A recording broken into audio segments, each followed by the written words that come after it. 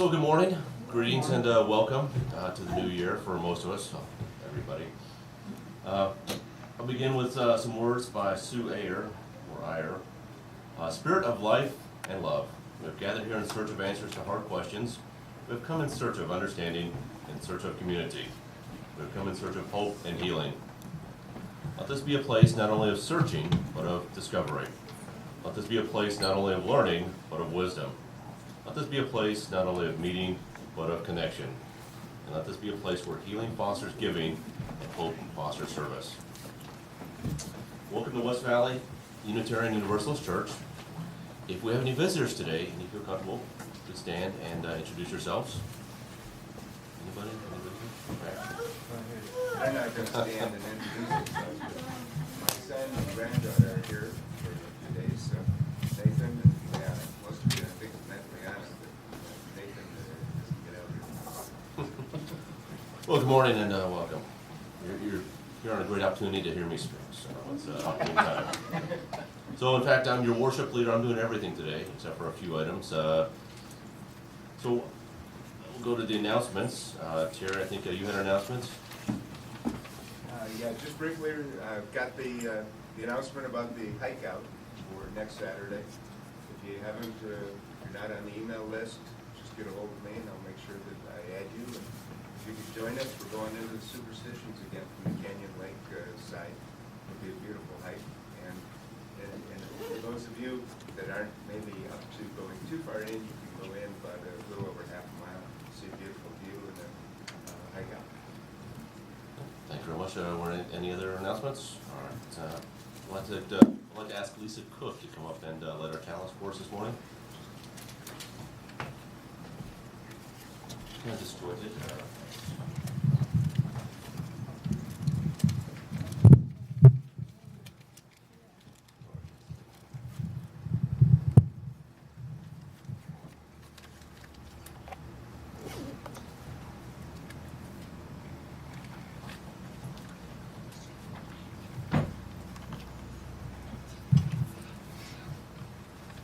These are words adapted slightly from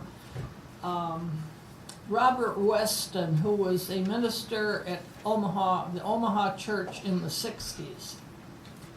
A year is gone. It matters not when it began, for it has ended now.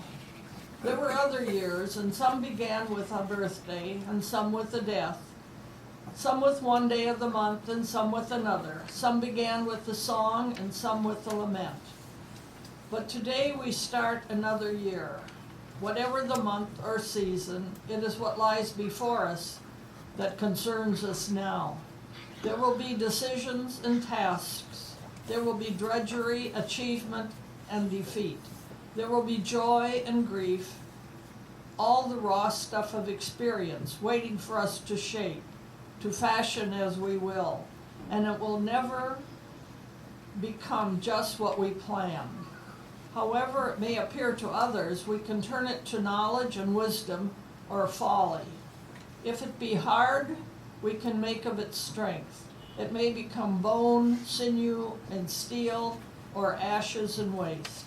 Someone might say it all depends on what the year may bring, but what we make of it depends on us.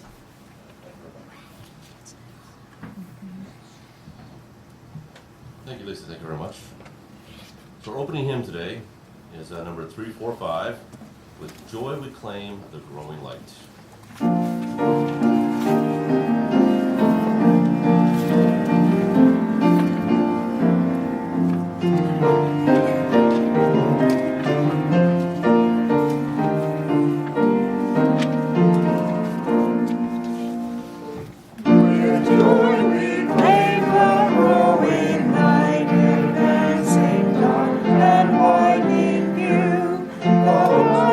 Freedom, clear sight, which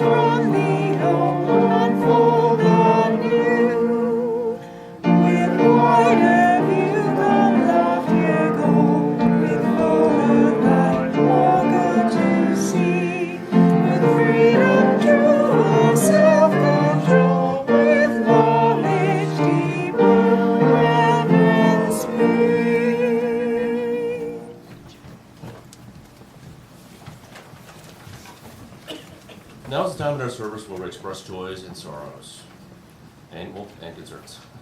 For joy shared is multiplied and the sorrow shared is divided. I remind you that this is not a time for announcements or political statements.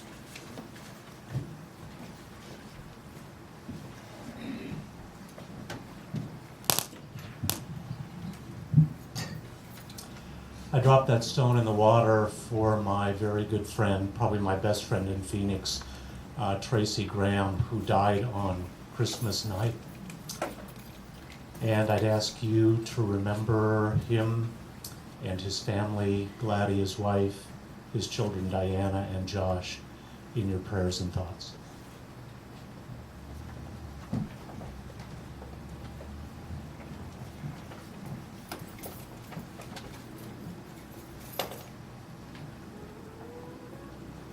And these last two stones I place into the water for those joys and concerns felt but not expressed, and for those who do not have a place in which to share. Oh, sorry, Terry, didn't see you walk up. I'll take it back.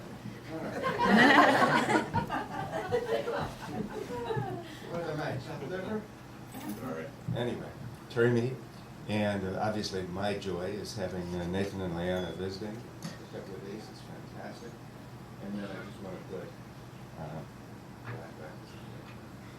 put a stone in for this next year, wishing us all a happy, prosperous new year.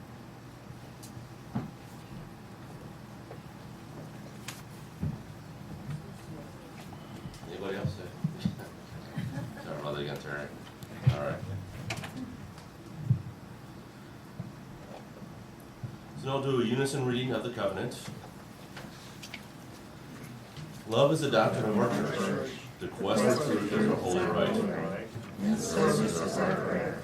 We dwell together in peace, to seek knowledge and freedom, to serve humankind in friendship, thus do we covenant. Now, if the children would like to come up and gather around, my lovely, that's what the word is right there, my 4L, and I'll come up to read the story for all ages entitled Camilla, the Cupcake Fairy.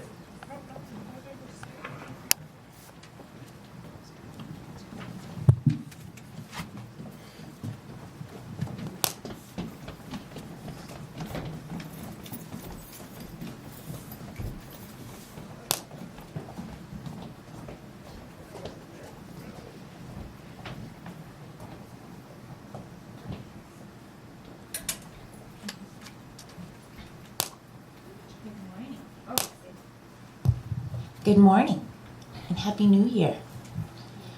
We're going to read Camilla the Cupcake Fairy, since our sermon today is sort of about fairies. At least it's in the title. On Camilla's 5th birthday, the pink fairy post sent to Camilla what she dreamed of most. Not a hat or a doll or a plant in a pot or anything else she'd already got. She tore off the paper and giggled with glee. "A wand," cried Camilla, "and meant just for me." It was so very shiny and sparkly and new, her very first wand. But what would it do? If she waved it carefully and closed her eyes tight, could she wish for a party with dancing all night? Or if she sat nicely, not making a noise, would it make her bed neatly and put away toys? That would be nice for my children to have. Or would it put on a show with a dancing dog, cartwheeling cats, and a singing frog? The answer was no, but what it would make, Camilla was told, was frosting for cake. So she found a plain cupcake, which she placed by her feet, her wand at the ready to make a pink treat. And holding the wand, Camilla stood straight. She took a deep breath, but just could not wait. She waved it so fast the wand would not stop, whirling and twirling and flashing on top. It jumped and it jerked with a rattle and a shake, It jiggled and it juddered till she thought it would break. Then with a bang, bright stars filled the air. She looked for sweet frosting, but the cupcake was bare. And there on the top, not making a sound, was a tiny white mouse with eyes bright and round. So she started again, this time taking care to wave the wand gently. But look what was there! Covering the cake where the frosting should be, mashed potato was all she could see. So she tried one more wave, not too fast or too slow. Now topping the cake there was nothing but snow. Well, snowballs and snowmen she didn't much mind, but this fancy frosting was just the wrong kind. Oh dear, thought Camilla, this just isn't right. My wand is not working. I'll be here all night. But then when it seemed she was down on her luck, Ms. Sprinkles drove by in her pink fairy truck. Camilla asked nicely, "What should I do?" Her teacher said kindly, "I'll give you a clue. Working alone is never much fun, but with help from your friends, the job is soon done." So she called her friends on her pink fairy phone. Molly and Maya were glad to be home. Said Molly to Maya, "Our friend's in a state. Let's fly to Camilla. This problem won't wait."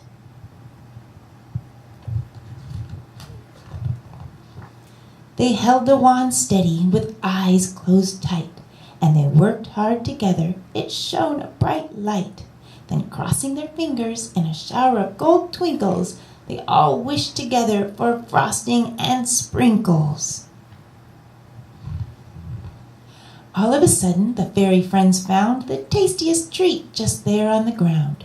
With sparkling sprinkles and frosting so sweet, the best ever cupcake was right at their feet. So the wand could work wonders, but nothing compared to the gift of true friendship the three fairies shared.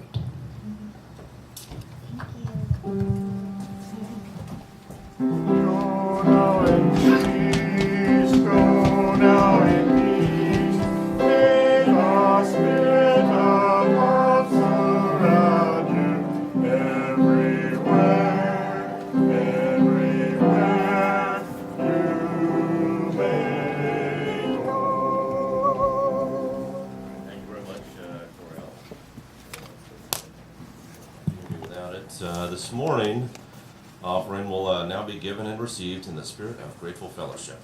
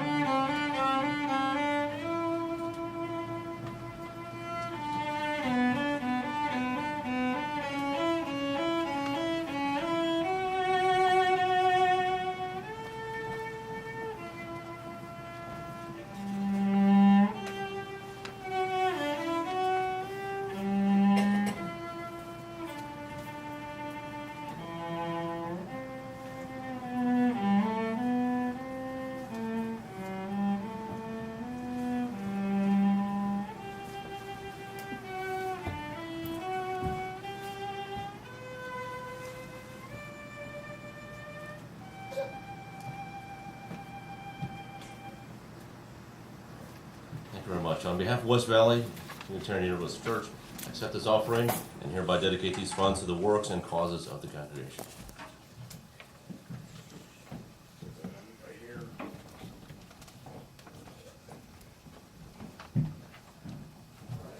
fun stuff to me. So this is done. This comes at the end.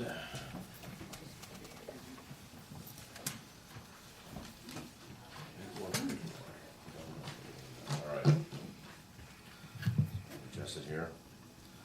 So the topic today has nothing to do with what Ron has scheduled. It's a topic interesting to me, and I cheat a little bit. I found this article written on the internet, so I'm adapting it and plagiarizing a little bit for this morning, but we'll give credit when we get to them. But it's called Why Do We Believe in Electrons But Not Fairies? So it was oft-cited, if not audaciously defended, argument for religion, specifically faith-based religious beliefs, is that we believe in many things that we cannot see, so why not believe in God?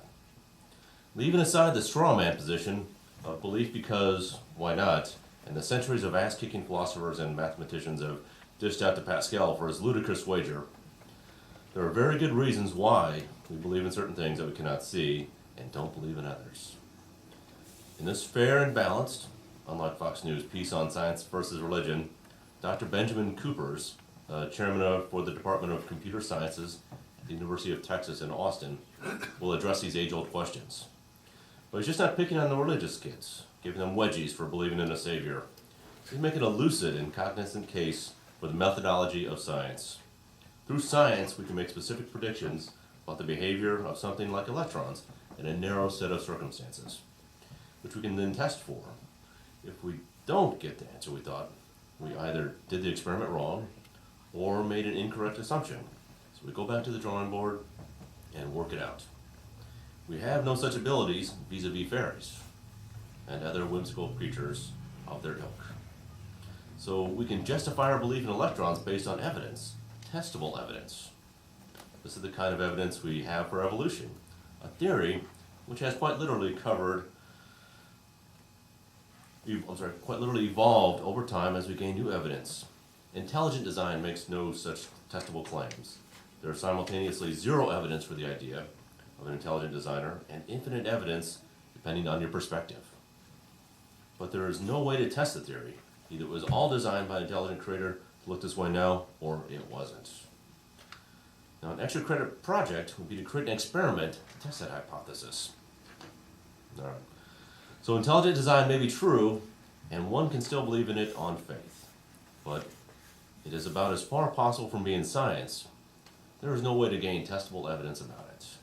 At the same time, scientists who make definitive claims against the existence of a designer or creator or other deity are expressing just as much faith as their opponents. There is no scientific basis to deny the existence of God. We have ample evidence and theories about the world around us that create a rich tapestry of knowledge and are proved countless times already to be applicable to practical applications.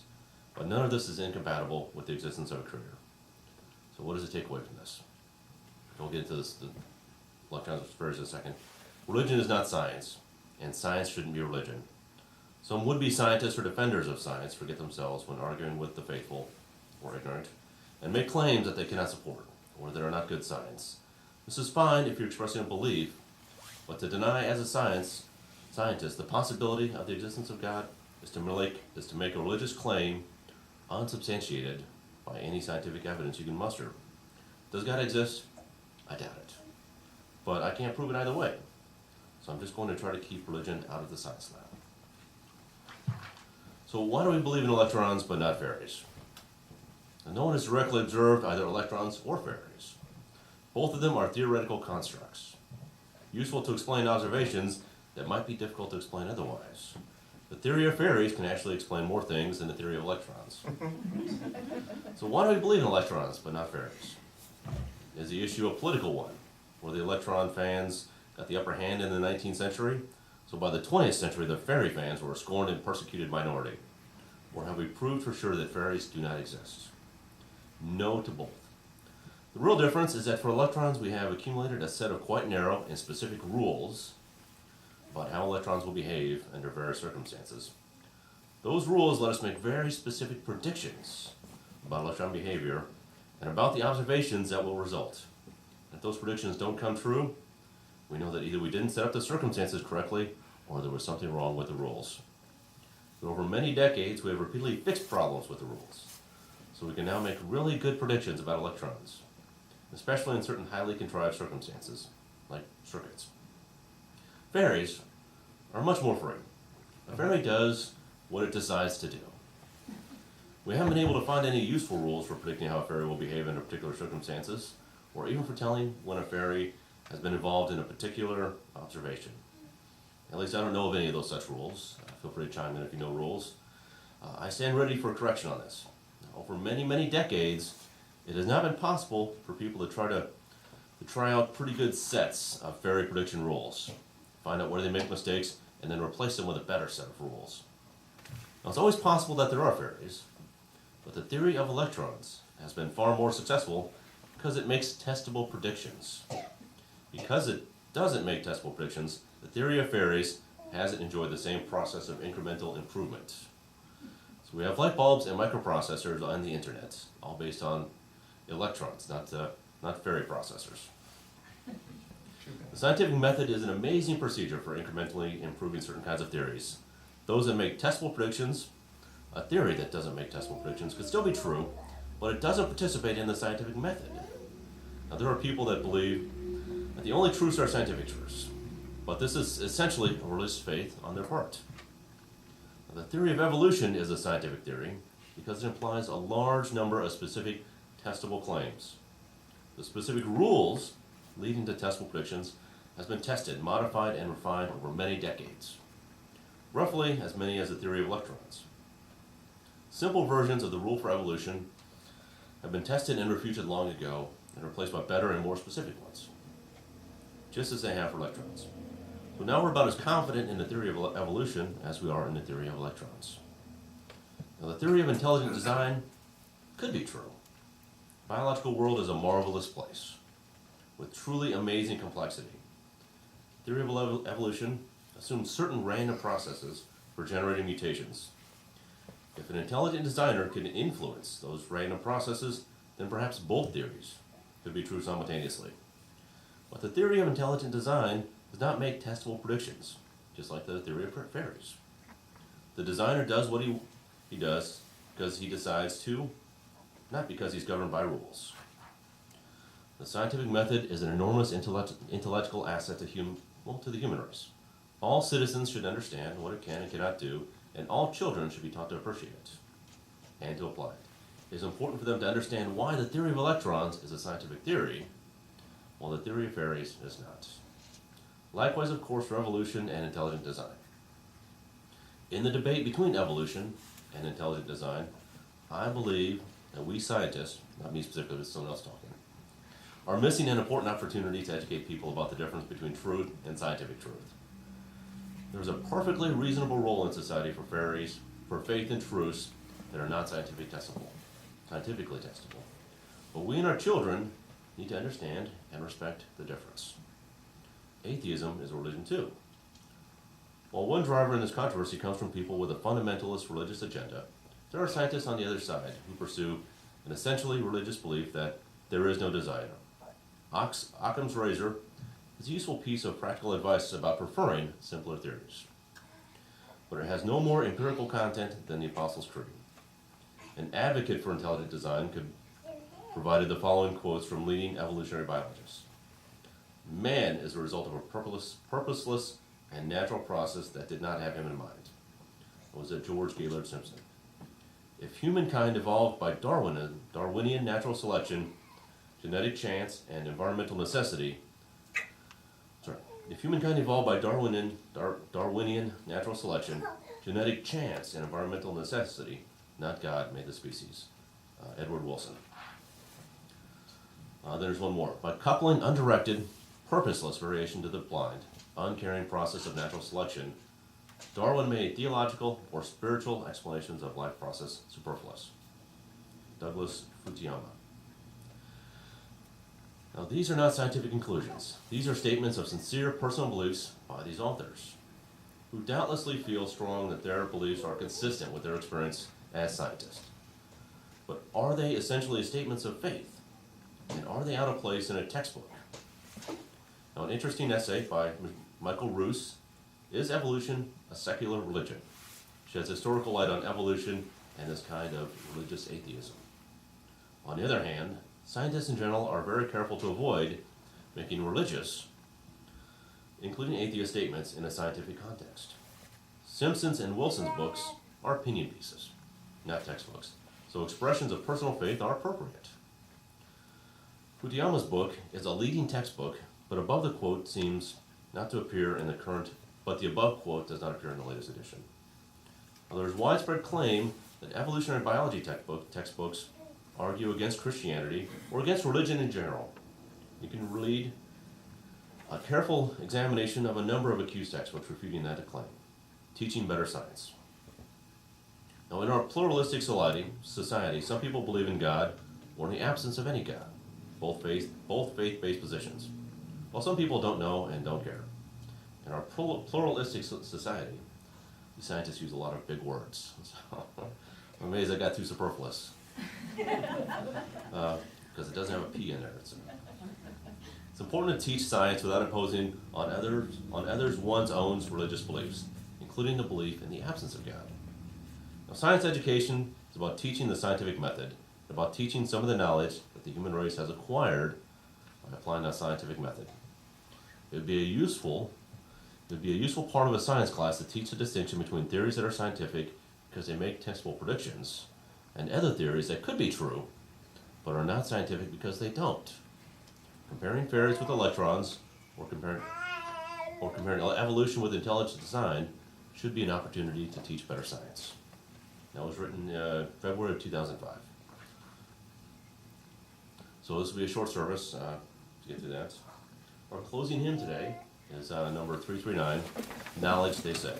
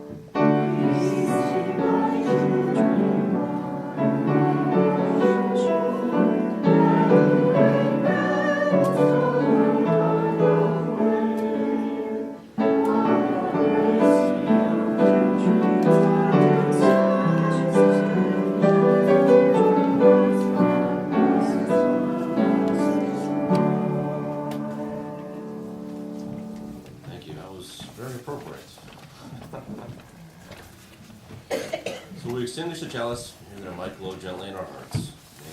May it light your path as you leave this place. May it guide your way until we're together again.